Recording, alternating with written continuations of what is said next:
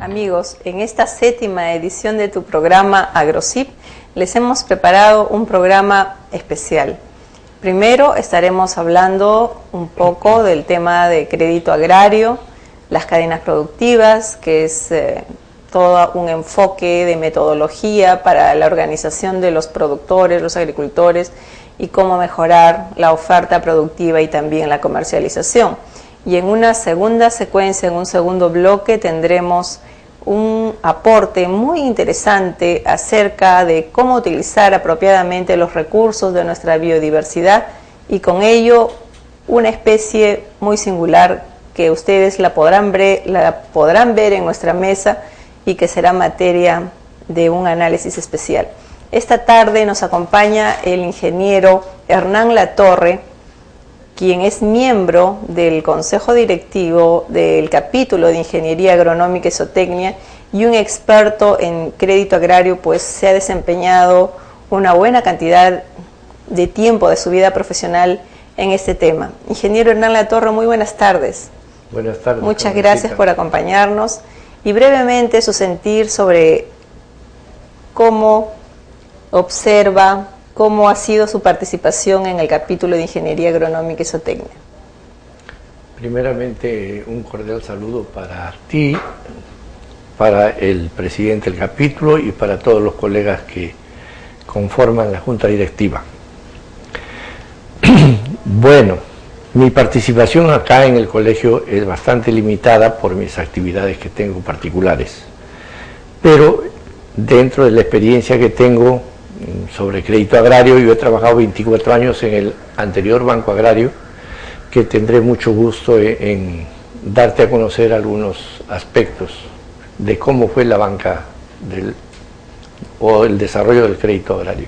Bueno, el ingeniero Hernán Latorre ha mencionado un poco la limitación de tiempo que puedan tener en su participación. Sin embargo, yo puedo dar fe de las innumerables veces en la que el ingeniero Hernán Latorre ha contribuido con análisis en conversatorios, con presentaciones y con diferentes aportes en sus temas, en los temas que él domina, así como los que él ha trabajado. Así que, ingeniero, no sienta que esa limitación, que la tienen muchos colegas del capítulo y también de la orden para poder darle un mayor tiempo hacia cada uno de sus capítulos, no lo vea como una limitación, sino como que cada uno de los aportes que puedan realizar todos los colegas y todos los ingenieros contribuye de manera importante y de manera especial al éxito de cada uno de los objetivos que se han trazado todas las áreas del Consejo Departamental de Lima, los capítulos y cada una de las comisiones que vienen actuando para mejorar el servicio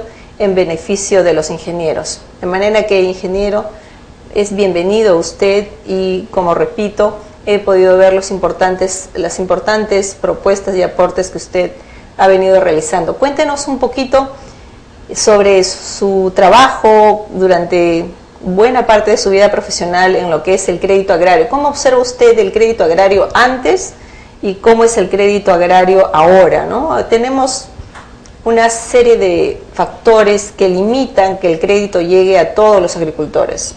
Coméntenos un poquito. Bien, primeramente, yo desde que egresé de la universidad, en el año 1968, mi primera actividad fue en el Banco Agrario del Perú. Entré como perito en la provincia de Nazca. Me estuve 5 años. Luego fui promovido a la categoría de administrador en la agencia agraria o en la agencia del Banco Agrario en Tarma, en la provincia de Tarma. Allí he estado 5 años. Después volví a Nazca como administrador, permanecí 5 años más. De ahí fui promovido como gerente de créditos en la sucursal de Pucallpa, donde fui trasladado a la sucursal de Tarapoto. Después me quedé como administrador interino durante 2 o 3 años. Luego pasé a la sucursal de Tumbes como gerente administrador de la sucursal. Estuve 3 años más, después fui a Cajamarca, me trasladaron a Cajamarca en la misma categoría como administrador y gerente. Posteriormente, ya cuando el banco ya estaba llegando a su época final prácticamente, me trasladaron de Cajamarca a Huaraz. Quiere decir que usted ha tenido un buen conocimiento de buena parte del territorio nacional, viendo cada uno de las actividades y de los cultivos que se desarrollan en cada zona, sí. Okay. Y después yo terminé mis actividades en la sucursal de Trujillo. Estaba como asesor de la gerencia regional. Bueno, sobre el crédito agrario tendremos que decir pues que antiguamente el Banco Agrario, la ley orgánica que tenía, obligaba, digamos, a otorgar créditos a toda la agricultura, pequeña, mediana y gran agricultura, en sus distintos programas de agricultura de sostenimiento, créditos de capitalización, tanto para obras de infraestructura, para plantaciones permanentes, para frutales, y así para una serie de otras actividades que se desarrollan en el campo, donde se requiere de capitales cuyo retorno eran a largo plazo. Ahora los créditos de sostenimiento se otorgaban anualmente y la relación del banco era directa con los agricultores, o sea que los técnicos del banco salían al campo a verificar o constatar las actividades de las personas que solicitaban los créditos para hacer la calificación correspondiente, de acuerdo a la disponibilidad de las tierras, al área de los cultivos, la calidad de los suelos, la disponibilidad de recursos hídricos, y por último también se investigaba la parte, ¿cómo se llama?, la solvencia moral y económica del agricultor. En cambio, viendo ahora cómo se desarrolla el Banco Agrario, indudablemente que su ley orgánica es distinta. La ley orgánica del Banco Agrario está dada para ser un banco de segundo piso.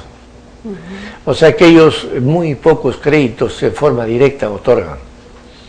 Los créditos ahora se hacen a través de la banca, de las cajas rurales o de las cajas municipales y de otras entidades que están ligadas también al comercio y al agro. Entonces, la relación la diferencia es abismal, porque mientras tanto nosotros teníamos una conexión directa con el agricultor, en el banco anterior, en el Banco Agrario del Perú, y ahora con el agrobanco la relación no es directa, es a través de la otra banca comercial, y más funciona como banca comercial, y no permite pues otorgar créditos, digamos, por la misma estructura del mismo campesino, no se puede otorgar los créditos directamente ahora. Hay limitaciones importantes en el otorgamiento de créditos hacia los agricultores, como por ejemplo que no son sujetos de créditos a veces por deudas muy pequeñas como por deudas mayores, ¿verdad? Efectivamente. Y el enfoque metodológico que ahora se tiene para el otorgamiento de créditos es a través de la conformación de grupos a los que se les denomina cadenas productivas, que también ha sido parte de lo que el Ministerio de Agricultura trabajó e incentivó la conformación para diferentes cultivos, de manera que la oferta productiva de estos agricultores se vea mejor tratada en la comercialización a través del enfoque de economías de escala, ¿verdad? Sí, efectivamente. Actualmente, pues, la ley orgánica del banco establece que debe otorgarse los créditos a grupos organizados, como son las cadenas productivas. Lamentablemente, todos los agricultores que conforman un grupo, ya sea por sector, por valle o por región, no reúnen las mismas condiciones, como decía, la solvencia moral, la capacidad de crédito. Por último, digamos, también a través se ve pues en la central de riesgos, se ve, digamos, que algunos agricultores no tienen capacidad de crédito porque son morosos de créditos del banco anterior y también de otras instituciones así como la Caja Rural, fondos rotatorios, o los fondos rotatorios, ¿no? En fin, del mismo Ministerio de Agricultura. Entonces es totalmente distinta. Actualmente por eso es que el agricultor no puede tener acceso al crédito en la forma organizada. Y no solamente por eso, sino también porque al agricultor mismo le falta capacidad administrativa de las tierras. Ellos no lo ven como empresario, los cultivos lo llevan a cabo como unos cultivos de subsistencia, para vivir nada más de eso. Cuando un agricultor obtiene un crédito, la capitalización de este agricultor, es decir, para que no esté permanentemente dependiendo de un crédito agrario, se entiende que debe haber una capitalización. Por su experiencia, ¿en cuánto tiempo eso se puede producir y si es más probable en la agricultura o es mejor o más recomendable que sea permanentemente trabaje a través del crédito agrario? En realidad el fundamento del crédito es que el agricultor no utilice siempre el crédito agrario, sino de que un crédito debidamente bien utilizado debe capitalizar al agricultor y luego utilizar sus recursos para, digamos, continuar con la explotación agraria. Claro, porque esto incluso haría que ahorre los intereses que luego tiene que pagar a cualquier entidad crediticia, en este caso una banca de fomento como... Claro, si la banca de fomento actual fuera como lo fue el anterior Banco Agrario, las tasas de intereses son especiales. Pero en este momento las tasas de intereses son muy elevadas. Se convierte en un crédito comercial, no es un crédito agrario. Y digamos, para capitalizar el agro se tendría que invertir en obras de infraestructura a largo plazo, plantaciones permanentes, como lo son las plantaciones de mango, de naranjas, de palta, en fin, una serie de plantaciones permanentes que, digamos, capitalizarían al agro. Porque entonces se hace una sola inversión y, digamos, luego vienen las inversiones, pero de menor escala, porque ya es solamente mantenimiento de los frutales. Lo mismo que las obras de infraestructura, solamente se gastaría en trabajos de mantenimiento. En cambio, la mayor parte de créditos que se utiliza ahora son para créditos de subsistencia, créditos anuales, para plantaciones que son periódicas, no son permanentes. Tal es el caso del maíz, la papa, el arroz, el trigo y otros cultivos, ¿no? Entonces, son cultivos pues que de baja rentabilidad, que no dejan mucho margen para poder capitalizar al agricultor. Okay. En cambio, si los créditos serían de capitalización, entonces sí permite que, digamos, el agricultor se capitalice, porque ya tener una planta que te va a producir 10, 15, 20 años de cosecha sin mayor inversión, solamente con gastos de mantenimiento, entonces se podría hablar de un capital. Desde el momento en que se financia un cultivo y se van a pagar intereses a ese financiamiento además, claro, ¿no? Sí. Implica que ese cultivo es rentable, es decir, que con un rendimiento por hectárea del cultivo en cuestión, así como un precio que debe estar variando entre un precio refugio o un precio mínimo, así como el precio mercado que se logra a través del acuerdo con empresas compradoras, como es la filosofía y la metodología de las cadenas productivas, podríamos decir entonces que todos los cultivos entonces son rentables. Bajo el criterio que estamos hablando, todos los cultivos son susceptibles de ser rentables, porque tenemos entendido que tanto cultivos para la producción nacional como maíz, como algodón, como papa, entre otros, así como cultivos para agroexportación, reciben o han recibido financiamiento, ¿no? Esto demuestra que sí hay un índice de rentabilidad. Claro, hay una serie de factores. Los cultivos, o sea, los créditos se establecen en base a un precio de refugio y digamos, a una escala de inversión, a un presupuesto básico que se hace, donde no debe gastarse más del 70% o máximo el 80% de la producción por hectárea de rendimiento de los cultivos. O sea que estaríamos gastándonos nosotros un 70% de lo que va a producir ese cultivo. Y vendría a ser el otro 30%, digamos aproximadamente, que podría ser la rentabilidad del agricultor. Claro, ese 70% incluye, digamos, ya calculando el crédito más los intereses. ¿Cuál es el porcentaje o el índice de rentabilidad en términos porcentuales que usted ve a partir del cual un cultivo es susceptible de obtener un crédito en función de la rentabilidad? ¿Cuáles son los porcentajes que podríamos...? Por eso los técnicos del banco tienen que evaluar en el campo. Digamos, es variable entonces, claro, es variable para cada cultivo, es variable también teniendo en cuenta los problemas ecológicos que se presentan, los climáticos. Claro, por la agricultura. Hay una serie de eventualidades que se presentan de acuerdo a la disponibilidad de recursos hídricos, de acuerdo, digamos, al criterio técnico que se aplicó para los cultivos.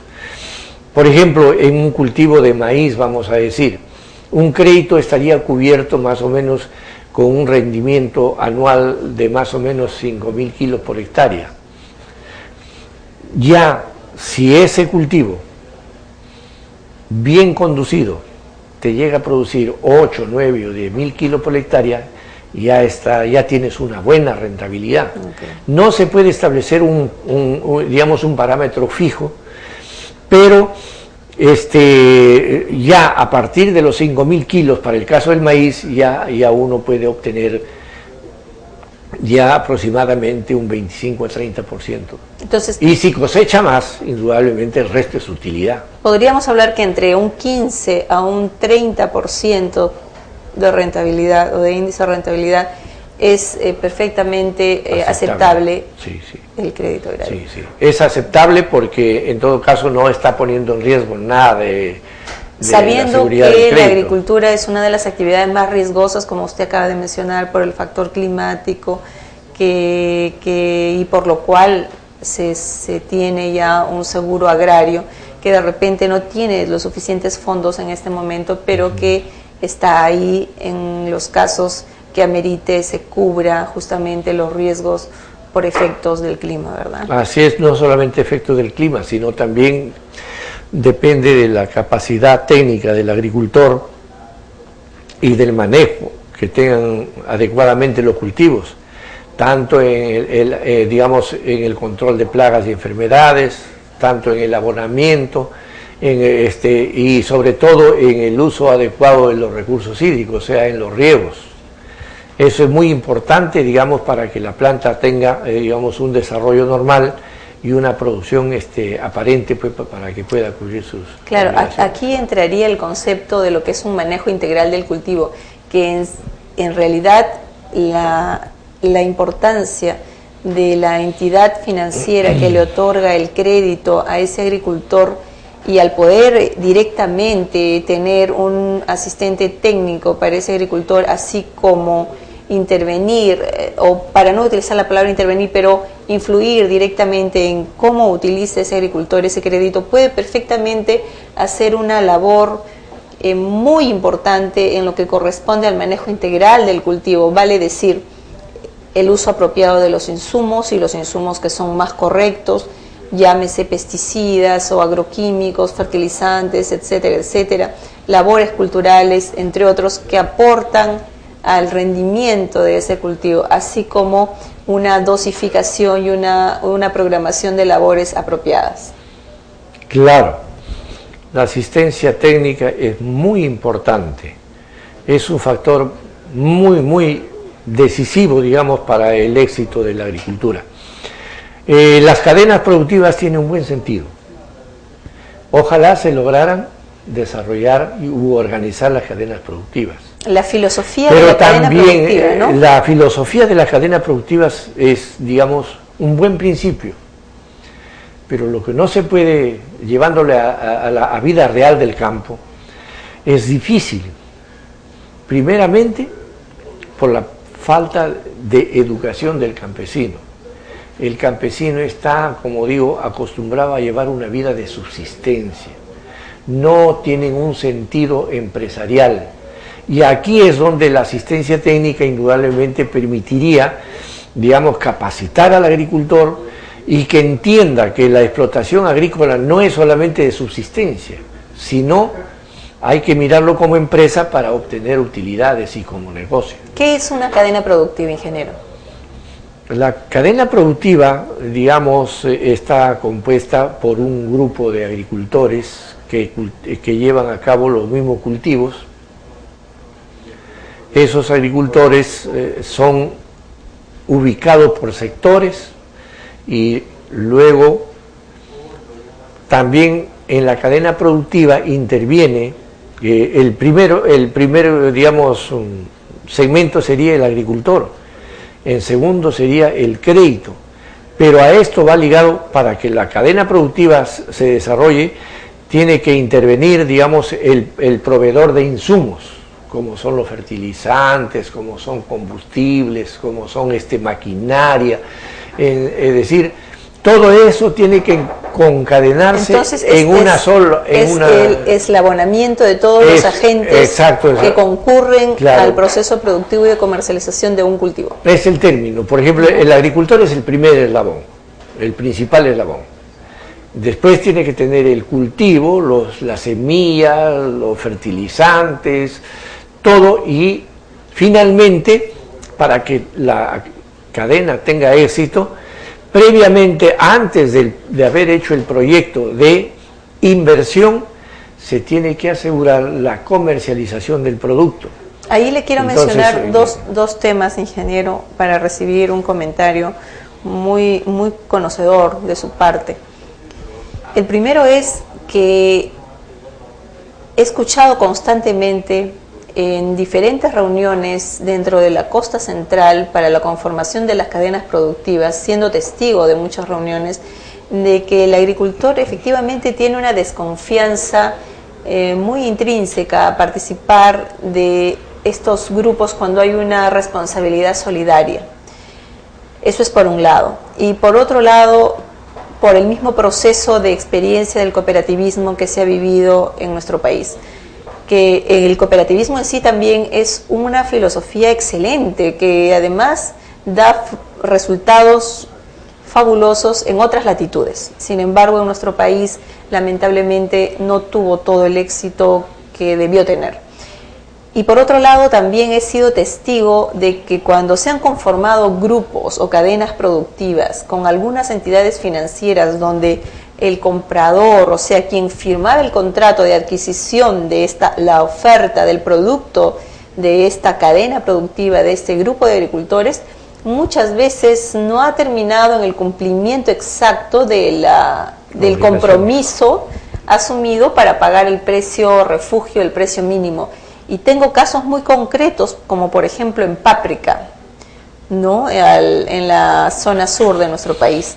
Entonces, también la responsabilidad está por el lado del agricultor, como usted menciona, en la desconfianza por los antecedentes que hemos señalado, pero también por los factores que le estoy explicando, ¿no? Claro, cualquiera de los eslabones que fallen, cualquiera de los eslabones altera, digamos, la marcha normal del crédito. Porque, digamos, qué bien si digamos, la entidad crediticia, el agricultor y los otros productos han sido en cantidades oportunas y adecuadas, si, digamos, el otro principal eslabón es el comprador. Si el comprador no cumple con lo establecido en los precios establecidos al momento de la cosecha, lamentablemente pues fracasa la cadena productiva. Y se crea nuevamente el círculo de la desconfianza, ¿no? Se crea, y esa desconfianza, yo pienso que el agricultor tiene cierta razón, porque en realidad con esto de las cooperativas agrarias, como quiera que se hicieron sin ningún criterio, se hicieron a dedo y acomodándose algunas personas, desgraciadamente pues aplicando nuestra criollada, fueron pocos los que aprovecharon, digamos, el desarrollo de las cooperativas. Entonces los agricultores siempre han sido engañados, tanto, digamos, en la compra de sus productos como en la venta de sus cosechas. Entonces, de ahí viene la desconfianza y el campesino es desconfiado, pues, y solamente está acostumbrado a ser peón, no está acostumbrado a ser empresario. Entonces, y ahí es el otro factor. Y por último, los agricultores no se renuevan. La gente nueva, los hijos de los campesinos, van estudiando y van saliendo de la zona y no se dedican a la actividad, porque tal vez ellos podrían entrar al campo con otra mentalidad. Entonces no se puede lograr una cadena productiva, no solamente por eso, sino por una serie de otros factores, como es el caso actual de que la falta de titulación de las propiedades es otro factor totalmente negativo. Vamos a decir, para conformar una cadena productiva, usted va a un valle y califica 100 agricultores. De esos 100 agricultores, no hay ni el 20% que tengan la capacidad para poder ser acreedor a un crédito. No tienen, no reúnen las condiciones. Más aún ahora que inclusive tiene que participar la cónyuge. Y muchos no son, solamente son convivientes, no son casados.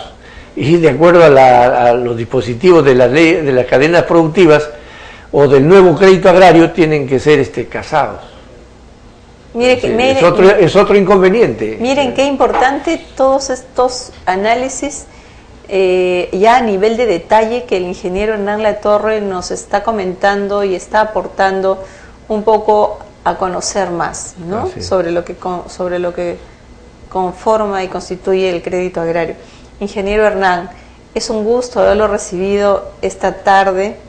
Muchas gracias de antemano por su participación, no solamente en este programa, sino en cada una de las actividades en las que usted participa en el capítulo de Ingeniería Agronómica. Y una vez más, colegas, yo quiero aprovechar la oportunidad de que el ingeniero ha mencionado a veces las limitaciones de tiempo de los colegas que en general pertenecen a la orden del Consejo Departamental de Lima y en general del Colegio de Ingenieros del Perú, a que es importante que bajo cualquiera de las formas en que tanto directivos como colegas puedan participar, aportar desde propuestas técnicas, iniciativas legislativas, mejoramiento de la acción y la actividad en cada uno de los consejos departamentales, en este caso nuestro Consejo Departamental de Lima, todas son muy valiosas, todas son muy importantes y además son muy bien valoradas y muy bien recibidas. De manera, ingeniero, que hemos podido ver que en esta primera secuencia de repente no es posible hablar todo lo que pudiéramos conversar. Gracias por haber venido, lo comprometemos de antemano a seguir conversando en otra oportunidad sobre el crédito, sobre las cadenas y otros temas más que además serán tratamiento de eventos que el capítulo estará organizando, donde seguramente el ingeniero Hernán Latorre podrá también tener una participación preponderante en la organización de estas actividades. Ingeniero, unas palabras, por favor, antes de ir a la secuencia y al segundo bloque. Bueno, pues yo le agradezco por la invitación y bueno, la intervención del Colegio de Ingenieros debe ser más notoria, digamos, en los gobiernos del país, tanto en el Ministerio de Agricultura. Lamentablemente, pues, los ministerios de Agricultura están gobernados por cualquiera menos por ingenieros agrónomos. Entonces hay abogados, hay mecánicos, hay químicos, hay de todo, pero menos ingenieros agrónomos. Es decir, yo creo que el capítulo de ingenieros agrónomos debe hacer llegar su voz de protesta, digamos, a los altos niveles de los ministerios.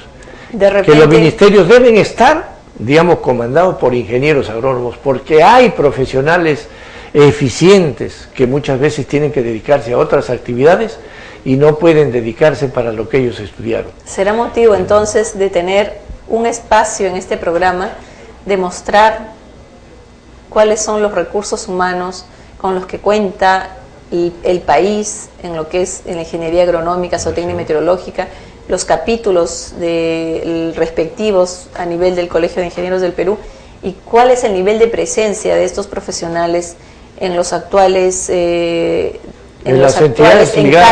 encargos de dirigir la política nacional. Claro, por ejemplo, en el Banco Agrario es otro problema. Ahí hay personal de cualquier especialidad, menos de la ingeniería agronómica. Y si es que hay algún agrónomo, están arrimados en los sitios menos, digamos, menos preponderantes. Efectivamente. Porque, por ejemplo, hay una gerencia de créditos, hay una gerencia de planificación, todos están ocupados por economistas, administradores o cualquier otra persona, pero no hay un ingeniero agrónomo especializado en crédito agrario. Efectivamente hay una temática que vamos a analizar en ese punto. Ingeniero, muchísimas gracias. Vamos a brindar con una infusión de manzanilla. Le agradezco mucho su presencia en esta primera secuencia. Vamos al segundo bloque dentro de unos segundos. Gracias.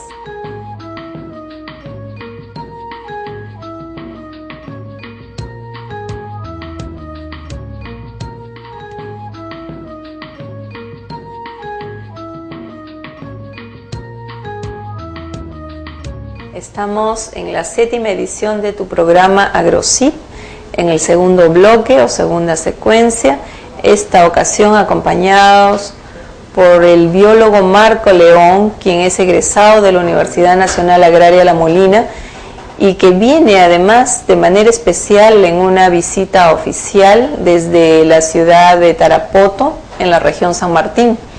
Y hemos considerado importante su presencia esta tarde porque estando en el Año Internacional de la Biodiversidad y siendo nuestro país un país tan rico en biodiversidad, mega biodiversidad como lo reconocen nuestras autoridades, los científicos y los especialistas a nivel mundial también, hemos creído conveniente aportar de cómo una especie que el biólogo está estudiando puede además contribuir no solamente al rescate, la conservación de estas especies, de nuestra biodiversidad, sino también un aprovechamiento racional y económico de la misma.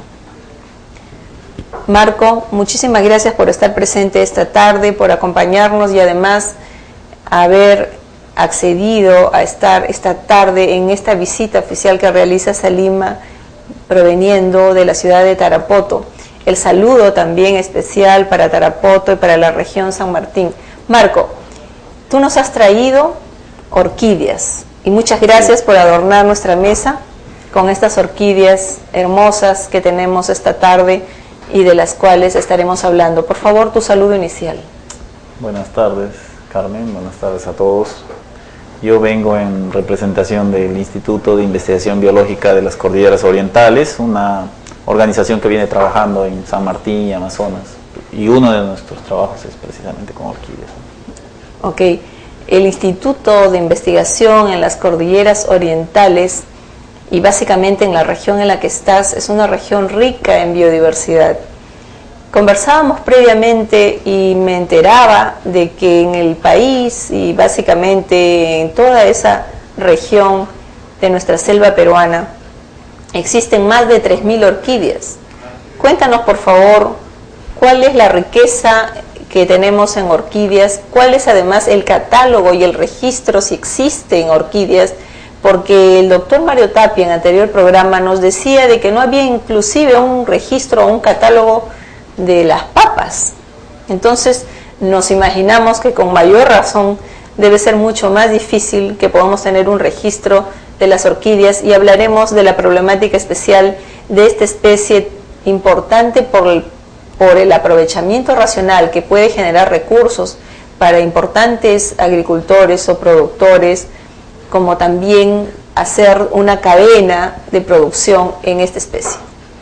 Sí, ese es un gran problema, ¿no? No solamente con las orquídeas, el problema de que no están catalogadas nuestras especies. Se estima que a nivel nacional hay unas 3.000 especies de orquídeas, pero están descritas aproximadamente 1.600, un poco más, ¿no? 1.600 especies.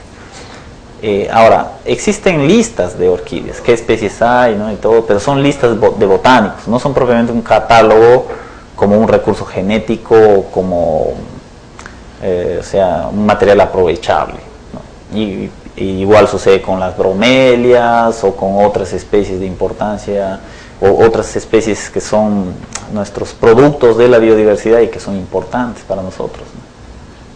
Este catálogo, este registro que dices que ha sido realizado en el marco de una investigación privada, una investigación oficial, gubernamental, está debidamente registrado para, en el caso que se utilicen, sean además reconocidas por el origen? No, lamentablemente hay poco esfuerzo del Estado en ese tema. Eso es básicamente la labor de investigadores que vienen de fuera o investigadores de acá que están trabajando, ¿no? Propiamente no hay hay algunas listas, pero el Estado que tenga sus listas así reconocidas como recurso genético, como patrimonio o como que tengan su origen en el país, no están disponibles. ¿Y qué trabajos estás haciendo de investigación respecto a las orquídeas? Y por favor diferéncianos, y si las cámaras me ayudan, esta es una especie que se denomina, su nombre es Cattleya violacea. Cattleya violacea. Ajá. Cattleya violacea. Esta es una especie.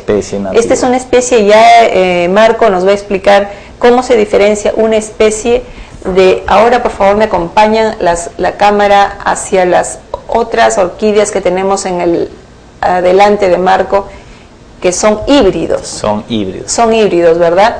Por favor, diferéncianos para que el público que nos acompaña entienda la diferencia que hay entre la especie que acabamos de mostrar y los híbridos que estamos también mostrando. Bien, la diferencia básicamente es que los híbridos tienen ya muchos años o ciclos de mejoramiento, ¿no?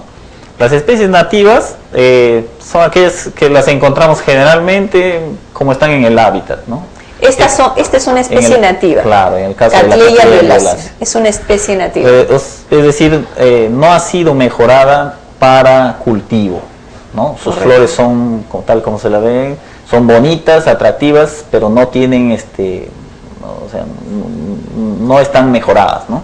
En cambio los híbridos están alcanzando muchas veces el máximo potencial de mejoramiento, ¿no? Es decir, tienen buena forma, tienen colores variados, como se puede apreciar acá, ¿no? Crecen muy bien en el cultivo. De estas especies, como esta Cattleya violacea, ¿cuántas especies tenemos en nuestro país?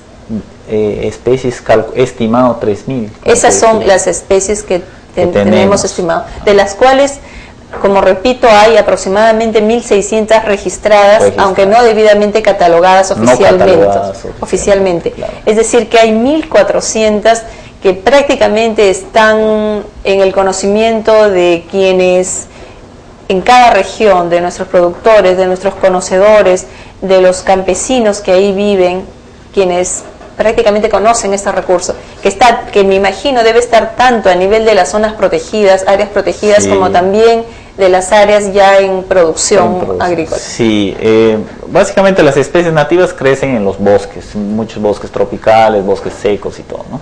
Los bosques tropicales son los más diversos. En ese sentido, pues al haber mucha tala, deforestación, se van perdiendo esas especies, ¿no? Se están perdiendo. Y justamente en un programa anterior con el doctor Mario Tapia, cuando hablábamos del Año Internacional de la Biodiversidad, decíamos que hay pues aceptado por las Naciones Unidas un proceso acelerado de pérdida, de extensión de especies. Sí, eso debido a la pérdida de hábitats, ¿no? Básicamente por la extensión, ampliación de la frontera agrícola en terrenos donde no debería estar. Incluso dentro de áreas protegidas, la gente está posesionada haciendo agricultura o extrayendo madera.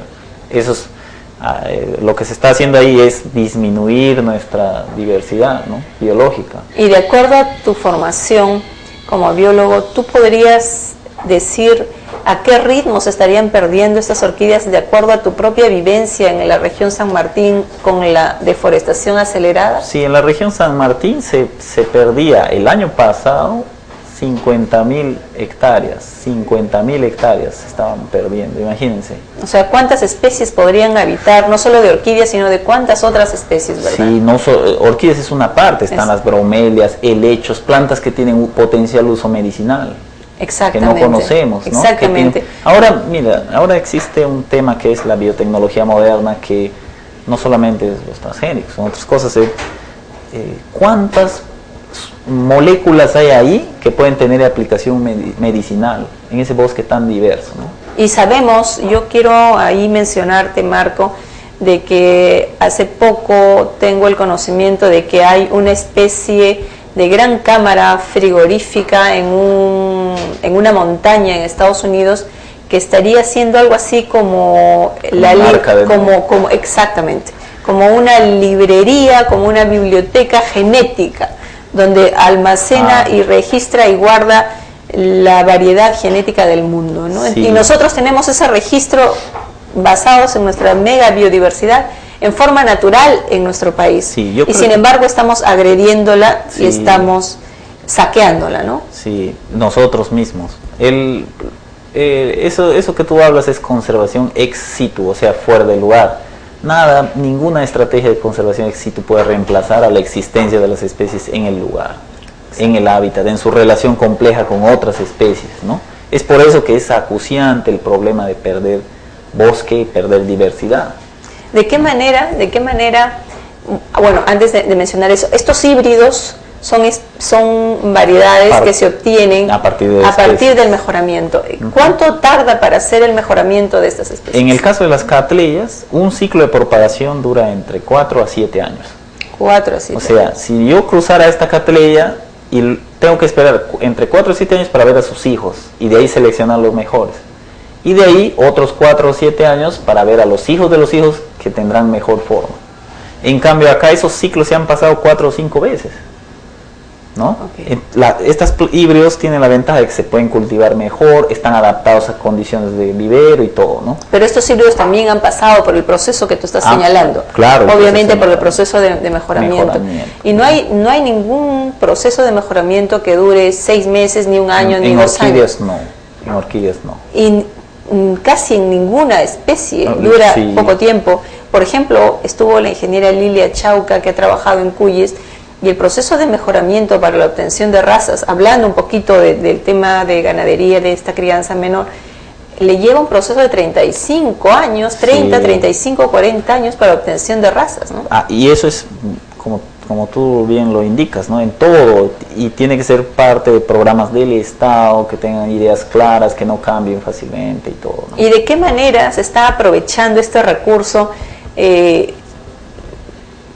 Obviamente no es un producto para consumo, ¿no? Para consumo directo, pero sí es una especie que es muy bien valorada en el mundo. Sí, por supuesto. Muy bien valorada en el mundo, y hay diferentes países a nivel internacional que vienen aprovechando eficientemente este recurso. Sí. ¿De qué manera acá, cuántas empresas están invirtiendo para la producción de orquídeas, y quiénes son los que además a manera de gobierno están impulsando o apoyando la investigación y la producción de estos recursos? En cuanto a empresas, por ejemplo, en San Martín solo hay 3 viveros autorizados, formales y todo, ¿no? Y en términos generales en el país, el comercio de orquídeas es todavía extractivo, o sea, se extrae de los hábitats, se cultiva un tiempo y luego se vende. Todavía, aunque ya hay laboratorios en marcha, todavía no se ha dado ese salto. Que es lo mismo que ocurre con la madera, ¿no? Sí, se está deforestando agresivamente, ¿no? Y no se renuevan esos bosques.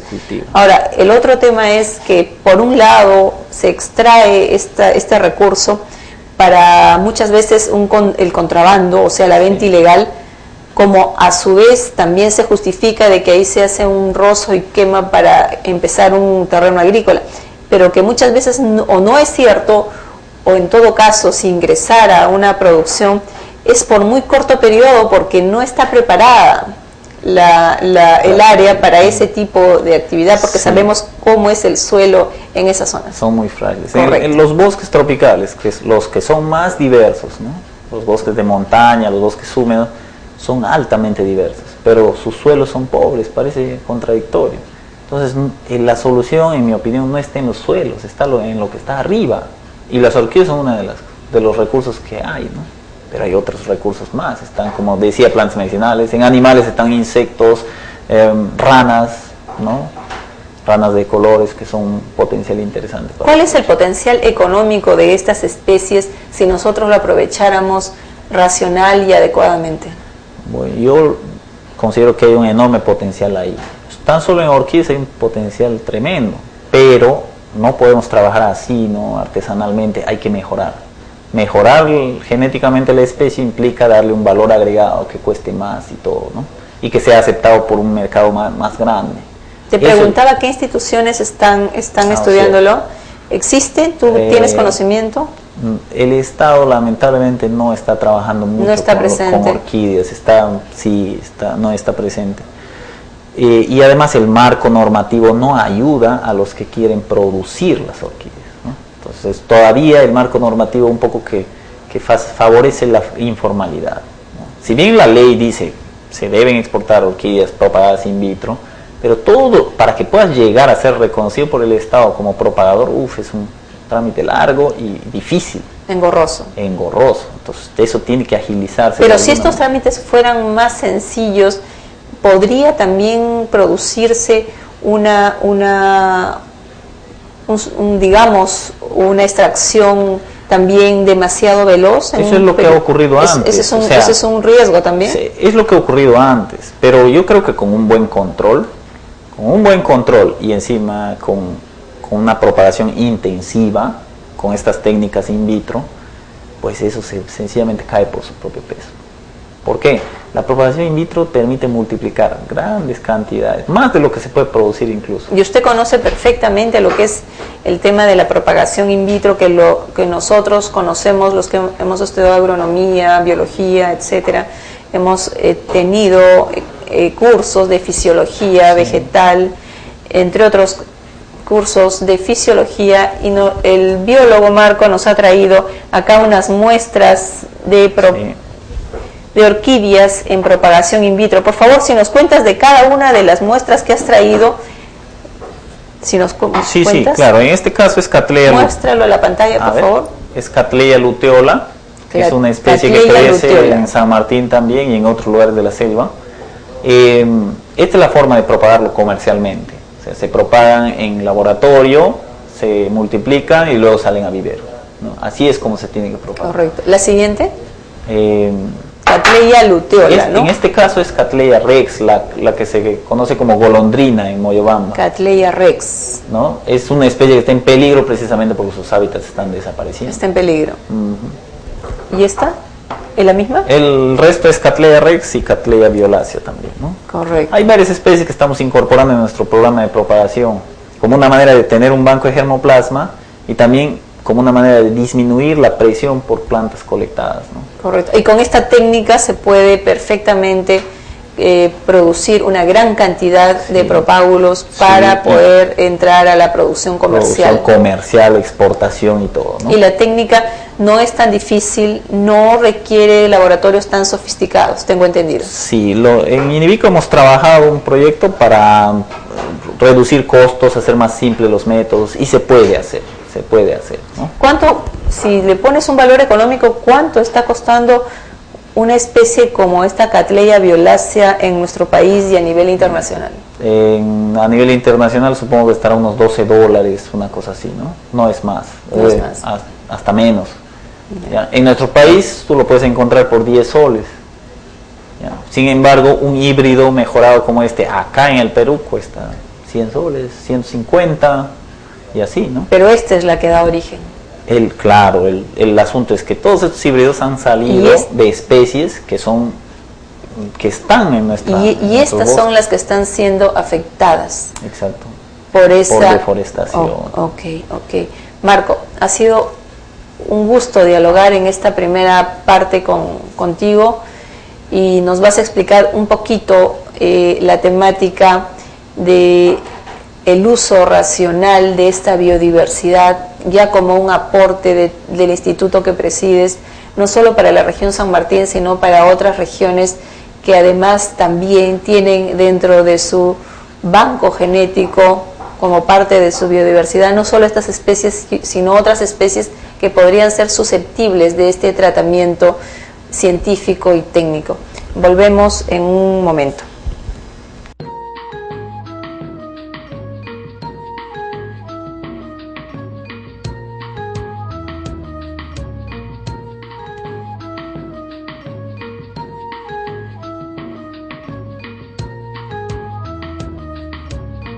En la última secuencia hemos tenido la compañía del biólogo Marco León, quien nos ha traído un recurso, parte de nuestra biodiversidad, que tampoco tiene el aprovechamiento racional, ni está debidamente registrada ni catalogada, que son las orquídeas que esta tarde adornan nuestra mesa de RTV Ciblima. Marco, por favor, unas palabras finales. Lamentablemente el tiempo no nos permite poder seguir hablando de este tema en este programa, pero estamos seguros que volveremos a abordar este y otros temas vinculados a la actividad que ustedes realizan. Por favor, Marco. Sí, Carmen, gracias por la oportunidad. Yo creo que en el tema orquídeas tenemos una tremenda oportunidad, el aprovechar nuestra diversidad biológica y posesionarnos en el mundo con esa diversidad, pero trabajada. Y para eso no solamente es necesario frenar la deforestación, es también promover el marco legal para que se pueda facilitar esto, ¿no? La propagación, la exportación de las orquídeas y todo. Bueno, eso depende esa parte depende de nuestros políticos, porque la parte técnica está bastante desarrollada en general, no solamente por nosotros, sino por otras personas. Marco, te agradecemos mucho tu presencia esta tarde. Muchísimas gracias. Un saludo a la región San Martín, que a través de Marco ha estado presente con este recurso, y además a las otras regiones de nuestra selva peruana que tienen este recurso y que se pueden propagar también, no solamente en las regiones de la selva, sino también podemos propagarlo en la costa, perfectamente, sí, en costa, incluso hasta en la sierra. En la sierra las orquídeas de frío, claro. Correcto. Entonces, amigos, muchas gracias por habernos acompañado en este programa en su 7ª edición de AgroCIP. Muchas gracias además por seguirnos. Esperamos sus análisis, sus propuestas, sus opiniones y la contribución que de una u otra forma a través de este programa permita esclarecer diferentes temas técnicos, así como aportar para quienes dirigen desde el sector público o el sector privado las diferentes áreas que redunden en el desarrollo agrario nacional que tanto necesitamos y tanto defendemos, y que llegue a todos en iguales condiciones y oportunidades. Muchas gracias, amigos. El próximo programa ya les estaremos dando el saludo respectivo por la Navidad y el Año Nuevo. Un abrazo para todos y brindamos con infusión de manzanilla. Marco, muchas gracias por acompañarnos. Gracias, amigos. Nos vemos en el próximo programa.